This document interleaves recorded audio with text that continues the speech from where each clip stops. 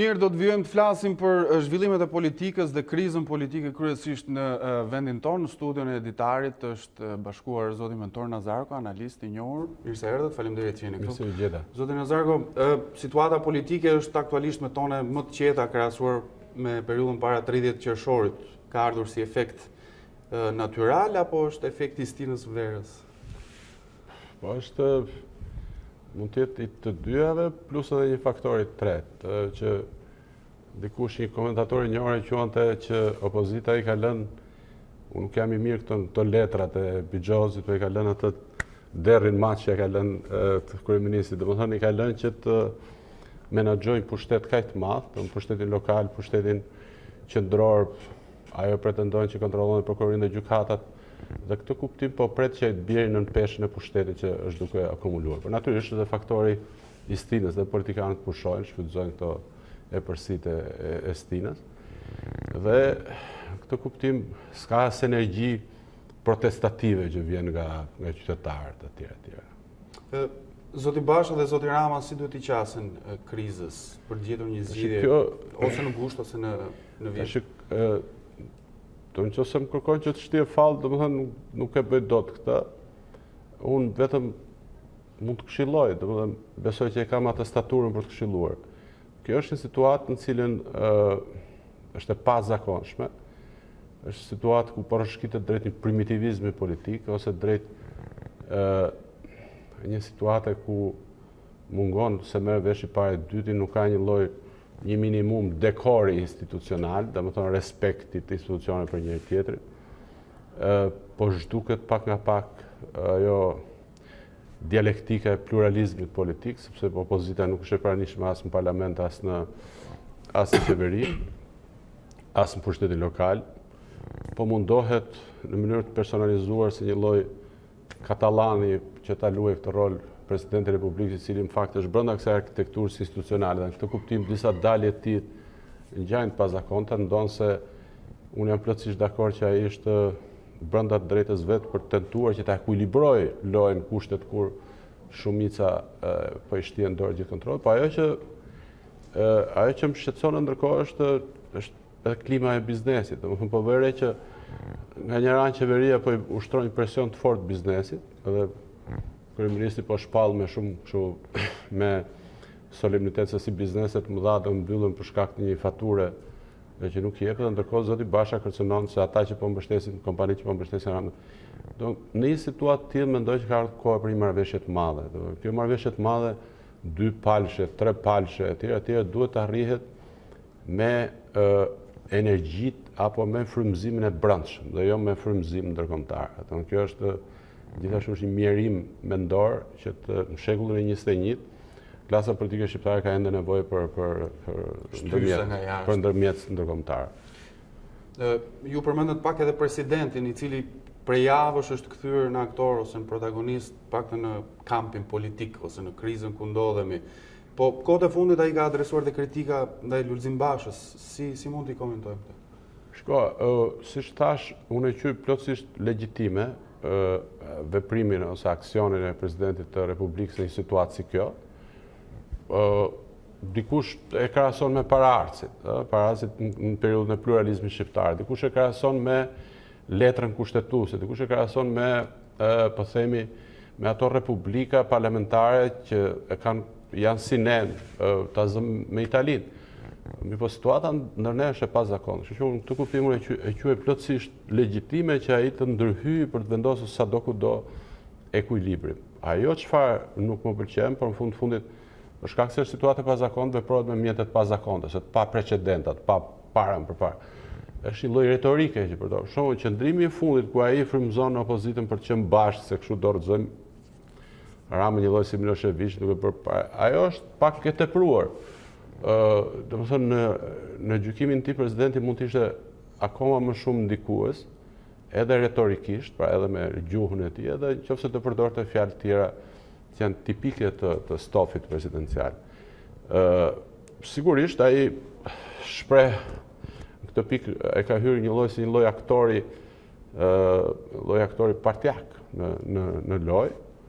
kur themi të vendosi ekuilibrin, do më thënë të shkojnë nga pjesa me do të është opozita, kështu në këtë kuptim ai po e nxit opozitin që të bëhet bashkë, duke i thirrur ose duke rënë tamtame të rrezikut të një diktature apo shteti autokratik, në cilin pjesërisht ka drejt, duke për paraboli me Miloševićin, por momenti kur thot bëhuni bashkë aty hyn pak në taktikizëm opozitar, por siç e thash, jemi në situatë pazakontë dhe aktorët që e popullojnë atë fushën e lojës veprojnë me mjetet pazakonta, edhe gjuhësore, edhe retorike, edhe të aksionit politik.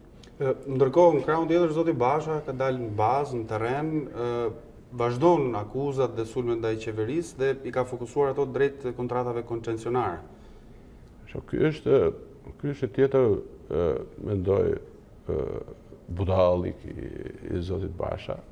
Ndonë se ai tenton që të rezonoj, do më thonë, të jetë në një gjatësi vale me një lloj kritikizmi ndërkombëtar, kryesisht Fondit Monetar Ndërkombëtar, të Bankës Botërore apo edhe Departamentit të Shtetit, që flet për këtë pjesë të marrëdhëniet të qeverisë me biznesin, e cila është problematike. Por nuk mund ta mohoj që në këtë kritikizëm ndaj biznesit ka diçka që mban era jakobinizëm, që mban era retorik komuniste, që ishte e paraardhësit Bashës dhe ne prisim që Basha ta ndryshonte gjuhën. Me një emision i thash zoti Berisha para disa muajsh, i thash komplimente për energjinë që ke, ti fare mirë mund ta drejtoje opozitën sot. Në kuptimin që më mirë origjinali se sa kopja. Basha prej Bashës pritej që të zhvillonte një lloj tjetër opozite. Kritikizmi ndaj biznesit është i papambetur. Të tentosh të zvendësosh institucionet, prokurorin, gjykatat, duke shpallur sentenca nga foltori partish, kjo është papambetje. Është papambetje politike dhe partiake. Nuk pritet nga njëri që ka studiuar në perëndim për drejtësi, që të zhvillojë lloj të tillë opozite.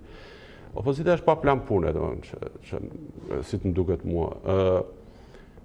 Është një situatë në cilën jo kështu si në mënyrë kasandriake, por ne unë kolegë tjerë kemi parashikuar të ngjashme me ato disa vende lindore, po pse jo edhe të vende perëndimore ku janë zhdukur partitë të caktuara, parti historike. Partia Demokratike rrezikon zhdukjen, nëse zhvillon një lloj të tillë opozitarizmi, nëse tërhiqet nga institucionet, pjesëmarrja e institucione mbush me energji, e mbush me financa, po doni, mbush me ushtri protestuesish, aktivistësh,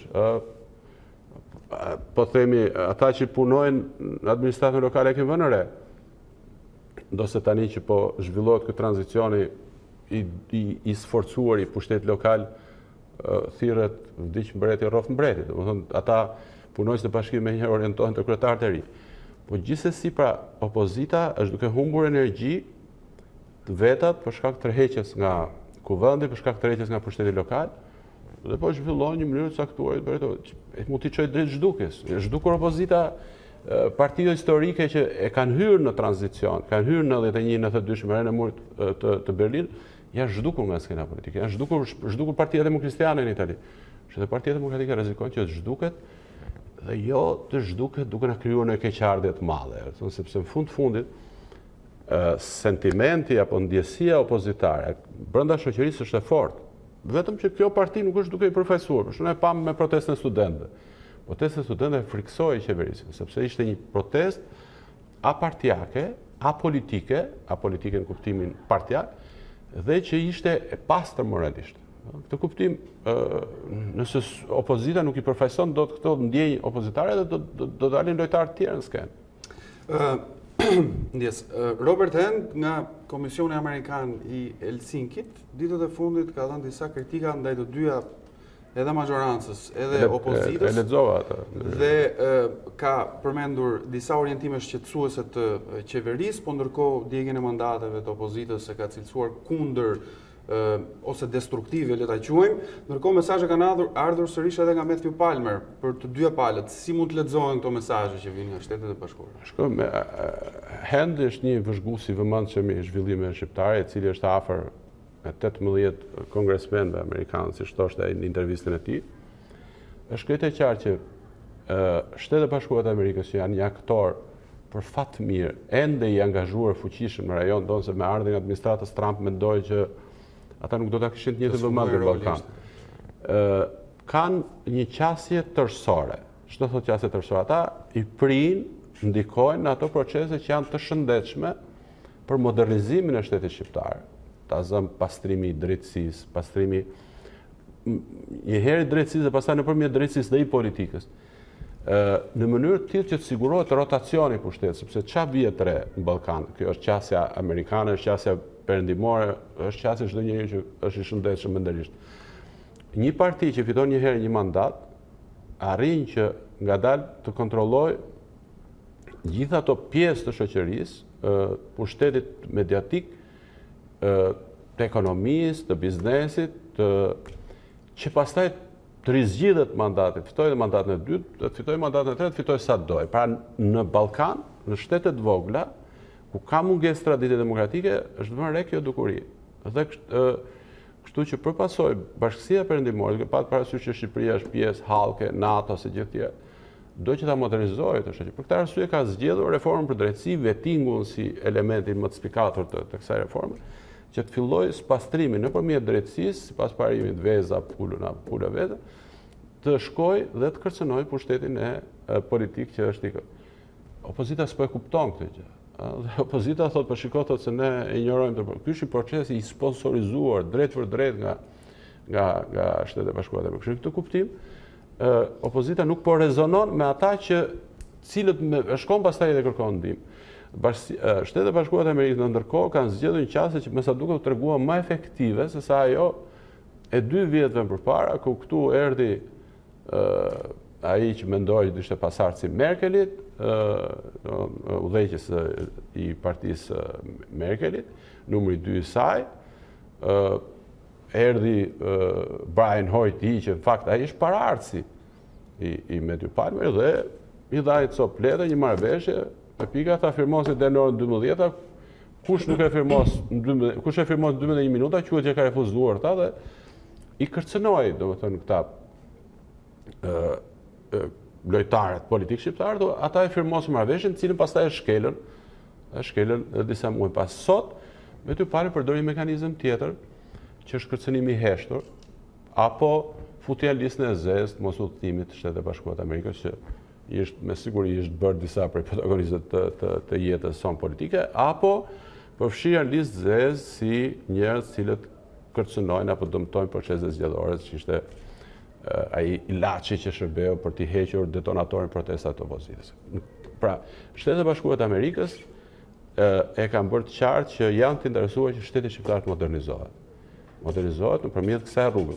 Ata e kanë vendosur këtë rrugë. Këtu kuptim sado parat hidhen të lobistët në Amerikë, këto procese për cilat kanë mbështetje bipartizane në Amerikë, pra edhe Trumpit, edhe të administratës më përpashme, janë të pandalshme. Ato kërcënojnë jo thjesht opozitën, por edhe qeverinë. Dojnë qeverisjen apo Partinë Socialiste në pushtet. Duke qenë se u ndalëm tek deklaratat e Robert Hand, a vjet në rrezik kryesimi OSBE-s nga vendi ynë? Ai foli me nota më pozitive disi për zotin Ditmir Bushati dhe drejtimin e diplomacisë nga zoti Gen Cakaj. Çfarë do të thotë kjo për vendin tonë? Shiko, Hand nuk është vendimarrës, do se ato që thot ai janë për të dëgjuar me konsiderat. Shqipëria mund të zbathehet në kuadrin e një opinioni kjo? Po sigurisht, ai nuk është, ndonse në fundit ato kongresmenët aq sa mund ndikojnë, i dëgjojnë këshilltarët, nuk janë si në Shqipëri, domethënë që i zgjedhin këshilltarët moshë të vogël. Ajo që janë disa procese të rëndësishme në cilat ka hyrë Shqipëria, përveç se atyre që përmenda dhe që lidhen me fuqizimin e faktorit shqiptar në rajon apo dhe në Evropë, siç është çelja e negociata në 18 tetor apo marrja e kryesisë së radhës së OSBE-s, këto janë procese të jashtëzakonshme për Shqipërinë. Shqipëria nuk duhet ta humbë atë shansin, nuk duhet të shkojë drejt degradimit institucional, degradimit politik, duke mos arritur një marrëveshje përpara këtyre dy afate. Unë mendoj që duhet, dhe këtu Basha, Meta apo Rama do duhet që të tregojmë pjekurinë e nevojshme. Unë e kuptoj që një opozitë si kjo jona është e dëshpëruar. Nga njëri i dëshpëruar, kjo vlen edhe për subjektet kolektive, si partit, nuk mund të presë gjëra të arsyeshme. Në dëshpërim, në afekt, bën budalliqe. Por Rama duhet të tregojë në një moment të tillë, duhet të tregojë pjekuri, nëse do që të ngelet në skenën politike, edhe nuk do që kjo frym për ndryshim, unë besoj që ka frym për ndryshim poshtë, të mos ta përfshijë ata. Do duhet që të ofrojë një marrëveshje të madhe me opozitën. B, të kryejë një spastrim të madh të vetëve. Ai ka treguar në momente të caktuara që e bën këtë spastrim, kur ka larguar njerëz cilët mendoshin se ishin të pazgjidhshëm ose të lidhur kështu me atë kordonin ombilikal me të figurat caktuar të partisë, apo ka ndryshuar një numër të madh ministrash me një të rënd të lapsit, megjithse një pjesë e këtyre opinionbërësve kanë qenë kritik, kanë thënë shiko se largove ata që kanë bërë karrierë partiake të arsivarës.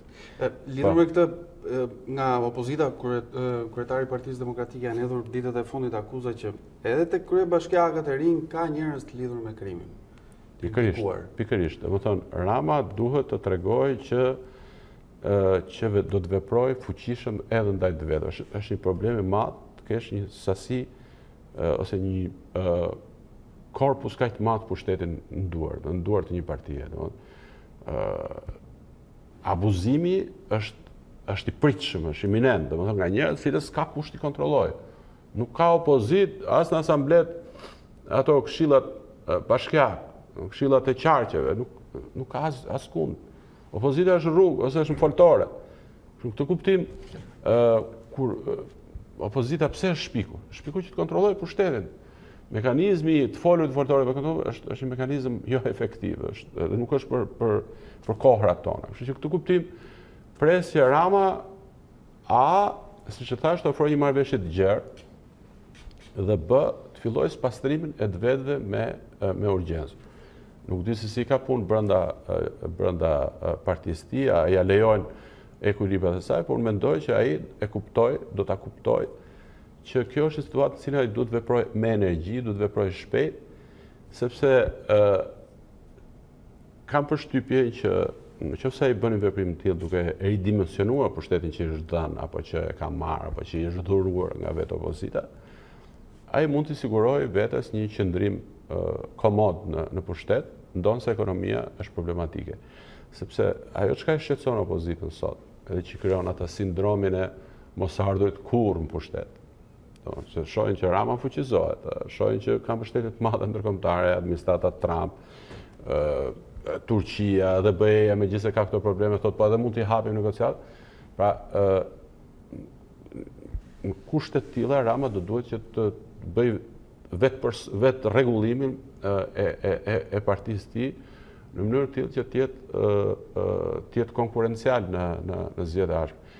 Kurse për opozitën, insistoj që nëse do të vazhdojë me këtë stil të bërit opozitë, si paraardhësit zotit Basha, atëherë rrezikon që të zhduket elektoralisht dhe të shfaqen faktorë të tjerë të cilët janë moralisht më të shëndetshëm dhe që në fundit nga ky vend nuk mund të zhduket opozita. Po kjo nuk do të thotë që opozita është vetëm PD-ja apo vetë zoti Basha. Kështu që këto janë ato leximet që i bëj unë situatës në ato moment. Ju jeni njohur si mirë edhe i çështjeve të rajonit. Në Kosovë çfarë po ndodh? Priten zgjedhjet e parakohshme, po ndërkohë ka dhe një debat të brendshëm për një viti, thuajse për bisedimet midis Prishtinës dhe Beogradit dhe çështjen e kufijve. Shko, dhe Kosova është në gjykimin tim është duke përjetuar një moment irracionalitetit të madh. Sepse për herë të parë që prej përfundimit të luftës, atyre momente pozitive që përjetoi kombi shqiptar, Kosova posaçërisht me çlirimin, u bën bashkë faktorët më të rëndësishëm perëndimor që të bombardonin Serbinë dhe ta çlironin Kosovën. Me diçka jashtëzakonshme. Nuk është që këtë pozicion, këtë përsi strategjike ne kemi të përjetshme apo të garantuar dhe gjithmonë të njëjtës madhësi.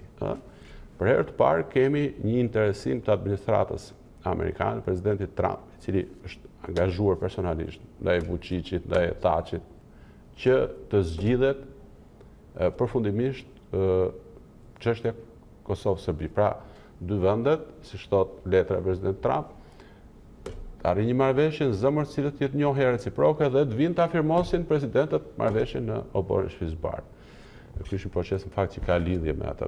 Pse Rama sulmohet, pse tha që sulmohet, se mendon që nga një firmosje e tillë ata do fuqizoheshin shumë ndërkombëtarisht. Po kemi interesim amerikan, po kemi edhe interesim gjermano-francez, cilët thonë duhet tani të arrijmë të marrëveshje. Madje ka rivalitet në një farë mënyrë, deri ku të shëndetshëm franco-gjermano-amerikan. Francezët ishin gatshëm që të prisnin shtator dy presidentë. Mund mes të një situate të tillë Kosova me një lehtësi të papërballueshme vendos që të shkojnë zgjedhje, që në gjykimin tim është një moment irracional. Më lejoj që ta them të pavarësisht statusit të tij, sepse dikush thot, me që jemi në vere, po më lejoj të them edhe gjë tjetër, thot u martua Sinani, që ishte një divorcuar. Po me kë mori gruan e parë. Nëse zgjedhjet prodhojnë të njëjtin kompozim pushteti, si ai që ishte para 2 vjetësh, cili ishte efektiviteti i zgjedhjeve, cili është efektiviteti i ndërprerjes së shumë procese, jo thjesht bisedime me Serbinë, po edhe procese tjera. Imagjino, ministri i integrimit po thotë, ju lutem të mbledhni parlament të votojnë fondet IPA. Fondet IPA janë ca 10-100 milion që ai jep Bashkimit Evropian Kosovës. Kjo është një mendje lehtësi, e cila në emër të luftës ndaj armikut politik, ndaj kundërshtarit politike, po e shtyn Kosovën që të fërkohet me ndërkombëtarët, duke menduar që mbështetja ndërkombëtare është një madhësi e dhënë një herë për gjithmonë dhe pa ndryshueshme. Dhe që do jetë gjithmonë. Edhe pa ndryshueshme. Askush në gjykimin tim ka shumë pak forca të arsyeshme aty që analizojnë në këtë mënyrë atë që po ndodh. Thonë që shiko, negociatat, bisedat me Serbinë, bisedimi me Serbinë apo një marrëveshje kur na duhet. Unë mendoj që Kosovës i duhet tani, se Kosova harxhon shumë energji, shumë para, duke mos patur një marrëveshje të tillë, duke mos qenë antar OKB-s. Biznesi ndërkombëtar e ka të vështirë për të deportuar atje. Pra, s'ka investime të huaja, të rëndësishme. Ka dhjetra dhe qindra vështirësi konkrete për individët, ka probleme të trashëgimisë përbashkët nga koha e Jugosllavisë, dhe një marrëveshje e tillë duhet sot, duhet ishte bërë menjëherë. Mirë po, Serbia, se ka dhe një faktor tjetër, Serbia nuk është më ajo dikushme. Një marrëveshje e tillë do mund të ishte realizuar shumë herë më e favorshme se sa sot, nëse do ishte bërë në kohën e Miloševićit, ose nëse do ishte imponuar lart. Nuk u bë atëherë. Sot Serbia nuk ka më të njëjtën fuqi ndërkombëtare siç e kishte. E ne nuk e dim se çfarë ndodh mbas disa muajsh. Po bëhet luftë për kohën. Vitin e ardhshëm janë zgjedhjet në Shtetet e Bashkuara të Amerikës. Mund të ketë zgjedhje edhe në 2-3 shtete të fuqishme perëndimore. Ne nuk e dim se çfarë administratash vinë krye të këtyre shteteve, çfarë vëmendje do kenë ata ndaj rajonit. Më në fund Serbia po luan që të fitojë simpatinë e administratës amerikane. Edhe kushtet kur Shtetet e Bashkuara të Amerikës duan që ta tërheqin Serbinë, ta shkpusin nga ndikimi rus. Ne nuk e dim këtë se çfarë do. Kështu që jemi duke përjetuar një moment irracionaliteti kombëtar, domethënë parësyeshmërie kombëtare, qoftë në Kosovë, qoftë në Shqipëri, po për fat të mirë në Kosovë zgjedhjet zhvillohen në mënyrë shumë më të qetë, shumë më të arsyeshme se sa tek ne. Ato rezultatet pranohen, nuk ka kontestime kështu në vijim, dhe le të shpresojmë që nëse zhvillohen, do të zhvillohen qetë, shpejt, dhe në mënyrë që Kosova t'i vazhdoj të merret me ato punët e veta dhe dalin nga ky sindromi i kritikizmit ndërkombëtarëve, do që ka kap shumë shpejt. Kosova ja detyron atë mbijetesën e vet, krijimin e vet, bashkësisë perëndimore. Kështu, këtu kuptim pres që Kosova të paktën të jetë më ndonse të dyja, siç është ai parimi njëra dorë lan tjetrën duar, të dyja vendet e ndihmojnë njëri tjetrin ndërkombëtarisht, kështu që zhvillimet e një vend e ndikojnë edhe tjetrin. Zotë Nazarko, faleminderit që ishit. Faleminderit e juve.